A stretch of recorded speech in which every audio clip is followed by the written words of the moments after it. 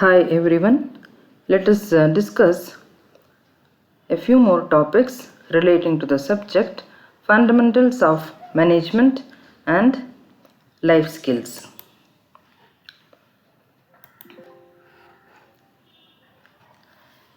In the previous session, we learnt about the meaning, definition, and even elements of life skills. And in this session, let us learn about the meaning of a few more concepts, which are like attitude, mannerism, manners, etiquette, ethos, morality, commitment, and courageousness.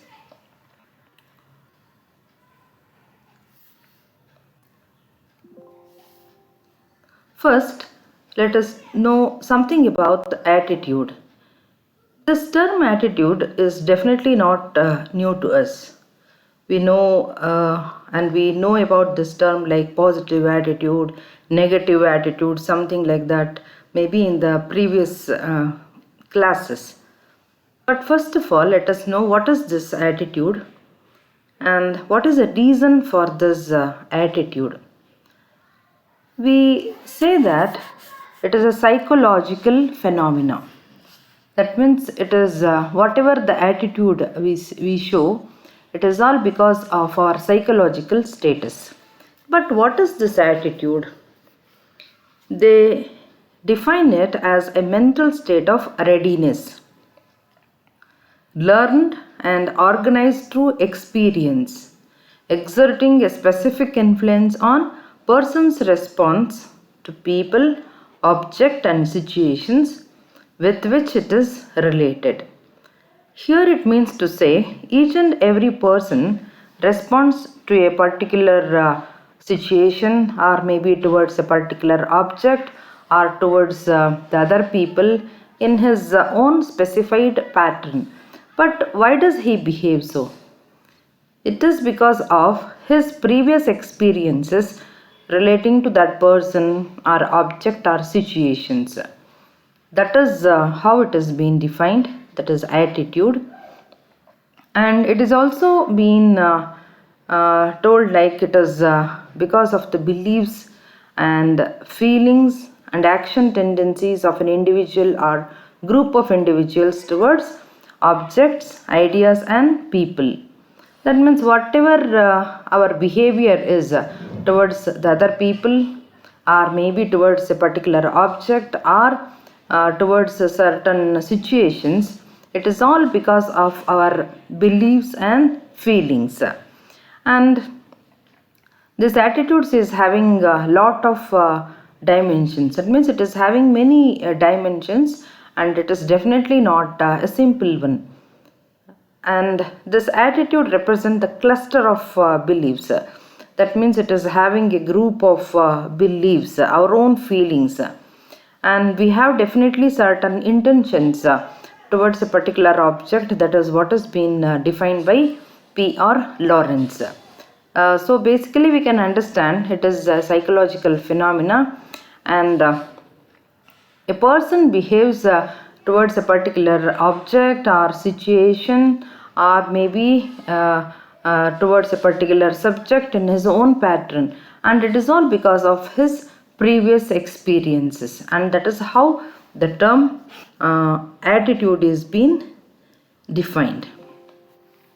Then let us learn something about the term mannerism. We have heard of the term manners. And what is this mannerism? It's really a very interesting concept to be learnt about. Many people we have seen like they repeatedly keep doing with their faces, hands or voices, and normally they do such repeated things without their knowledge only. That is what we call like mannerism. And maybe they will have their own body language, then gestures. That is also comes under mannerisms only. And each and every person has his own eating habits. Maybe it is pleasing to others or not, or untable manners also, and the way he respects elders, they are all mannerisms. Then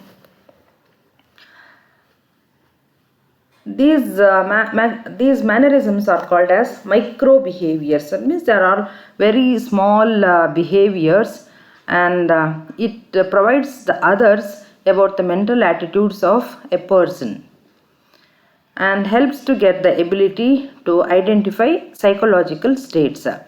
That is how they give the meaning of the term mannerism.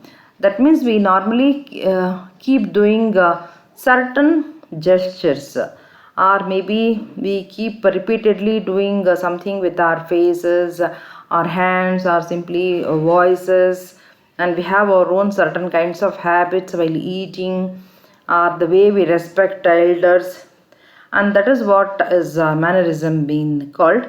And we keep doing such things without our knowledge. That is one more thing to be remembered about. And in case we understand why they behave so, communication will be much more effective with them. Then let us learn about the one more term, that is manners. See, manners and mannerisms, they are completely different. Then what are these manners?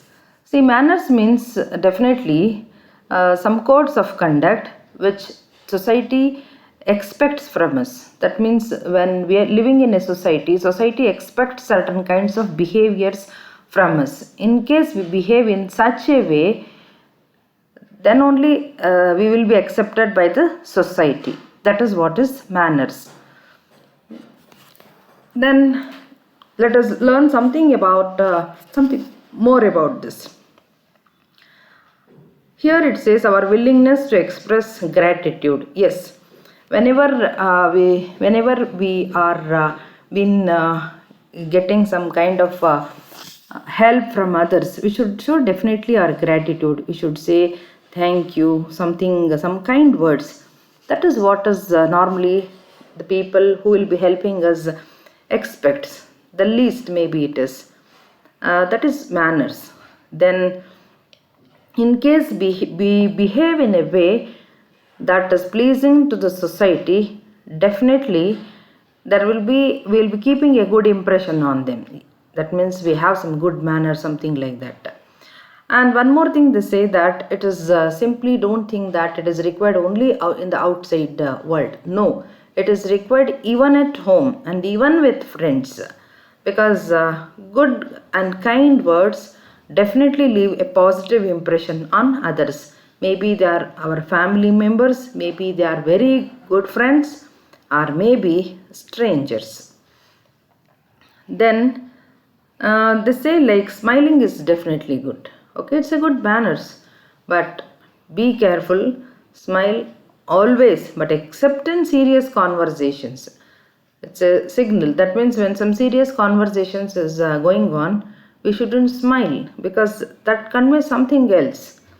So in that kind of situation, manners means not to smile. So we have to take care of that. Then regarding usage of words, we have to be very careful. That means here it says show your respect to others with your works and words. That means your work should also be done properly, and words also. We should be carefully using the words, good words, in such a way that it is respecting others.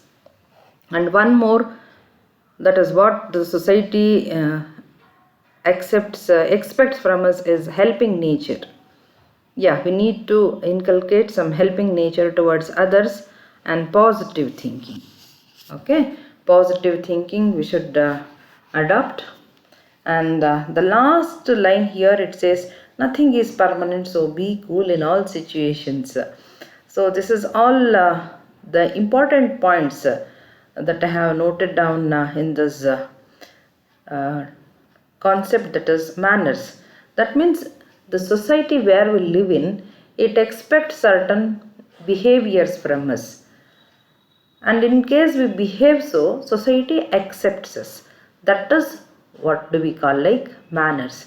That means make usage of good words, show your gratitude, inculcate helping nature, and have good manners even when you are with your own family people, or with your friends, or maybe with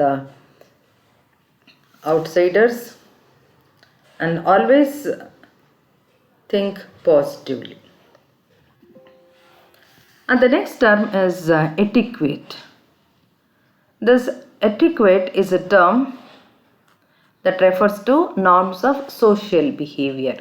Once again, we are coming on the same line. So how we have to behave in the society, that is, while living in the society, moving with the society, how we have to behave with them. That is social behavior, that is etiquette. Here once again this we say they are the accepted codes of conduct with respect to interpersonal communication.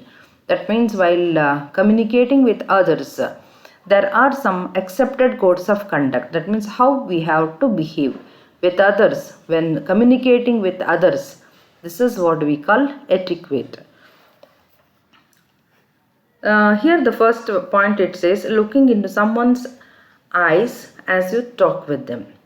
Yeah, this is the accepted code of conduct. When you are talking with somebody, we have to look into their eyes. In case you are talking with somebody and looking somewhere else, it shows that you are not interested in talking to them. So, accepted code of conduct is when you are talking with somebody, look at them. Okay, look into their eyes.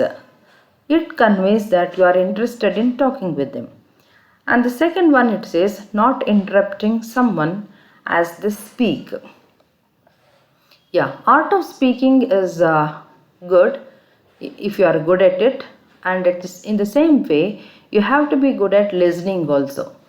Here it means to say when somebody is speaking, you have to be quiet and you have to be a good listener also. In case you are not good at listening, and in case you are interrupting when somebody else is speaking, it is not the accepted code of conduct. Because when somebody gives you the freedom to speak, the freedom to express your feelings, you should also give equal time and space even for others. Then avoiding negative expressions and feelings such as swearing and an angry tone. Yeah, these are very things like what we call like common sense. Don't be angry while speaking with others. That will be a negative expression, and swearing also. No, don't make use of these things. Then not picking your nose as someone talks to you. Yeah, this is a very bad habit. Don't We shouldn't make such kind of shouldn't do such things while talking to somebody else. Then showing up on time to a meeting. Then when we have to go to a meeting with some person, when we have to be there at the proper time, we shouldn't make others to wait for us. Then being polite. See the words here, they say please and thank you. These are the very pleasing words. And in case we are using these words, definitely the way that we speak will be very pleasing to others. And shaking hand and saying goodbye, definitely these are very what do you call like soothing expressions, pleasing things, and we should inculcate such kind of good habits in ourselves. Then the society will accept us very happily. Then the next term is ethos. I know most of you know the term ethics, and Being commerce students, definitely you will be knowing the term business ethics. Maybe you have read it also in some other subject. But what is this ethos and ethics? See, this ethics, this term, has come from the Greek word ethos. So, it refers to morality and ethics. Here it means to say we should know the difference between good or bad. What we have to do in our position is definitely our ethics. Like myself, in sitting a teacher's position, I have my own ethics. That is my professional ethics. So I should know what I should do being a teacher. And it is being used used in by means of many words, like synonyms of ethics, like morality, goodness, justness, or honesty. Yeah, it is all the same thing, like, and it is a branch of philosophy. Then they say it is a normative discipline, and we should have our own values in life, and we should be careful while doing our duties so that we are doing our duties properly, promptly, and we have our own ethics while discharging our duties. And the last sentence, it's been told here, like it is not concerned with what human beings do, but what they ought to do. Yes, whatever we do, definitely it is not ethics. What we are expected to do is definitely ethics. Then the next term is morality. It is also a philosophical term. It is morality. It means here to take right moral decisions and exhibit moral behavior. And it involves so many things. It says moral reasoning, judgment, decision making, moral behavior, and moral action. That means what we are expected to do. In case we are good at doing our duties, that is all what we call like morality. And one more thing is, just now we have understood the term ethics. So are they one and the same, ethics and morality? Yes, they are very closely associated, and in most of the times we'll be getting confused, like whether to use the term ethics or morality. To this extent, they are very closely associated, ethics and morality. And the next term is commitment. Yeah, this is not a new term to you, definitely. Whatever is our work and our duty, we should be committed to it. We should have a kind of dedication towards our work. That is commitment. So here it says like it is nothing but dedication to a particular organization, cause or belief, or a willingness to get involved. Yes, it is a strong dedication towards the organization where we are working, or towards the cause for what we are working, and towards the belief that we have. This is what is commitment. And it entails dedication, ability to work hard, and bear infinite fortitude. Yes, and whatever is our goal, we should be committed to it. And we shouldn't always expect success in whatever we do, because it is not like in whatever the work we do, we are getting success only. So we shouldn't much worry about the result of our effort. We should just keep doing our work And while doing our work, we should take care of the values, ethics, and convictions. And we should always not think about the comfort zones. We should try to come out of our comfort zones and take care that whatever is our work, we are doing it promptly and we have a sense of dedication towards it.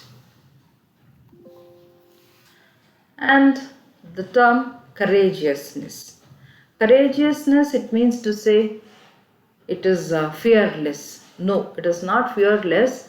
Definitely, the people who seem to be very courageous, they will also be having a kind of fear. But even in spite of fear, they will be working for the purpose for which they are working. That means, in spite of the risk, they know it is there, they'll be working for it. And in spite of the thing that they know it is difficult, they'll be working for it. And most of the times they'll be knowing maybe it is impossible to complete this job, but they'll be doing it. This is what we call it like courageousness. That means they will be knowing there are some risks and they'll be working for it. That means, it is to say, courageous means it is the kind of ability to confront some certain negative things like fear, pain, danger, uncertainty, intimidation, and some threats. Yeah, there can be any kind of these things, but one should have the ability to overcome all these things and work for the purpose for which they are being deployed. And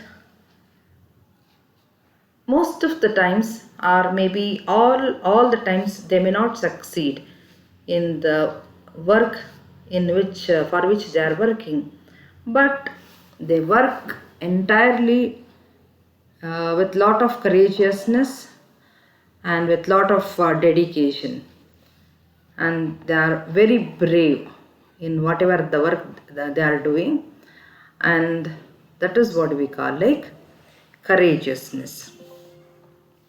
And in preparing this video, I have made use of the textbooks that I have specified here, and for further informations you can refer these books. Thank you.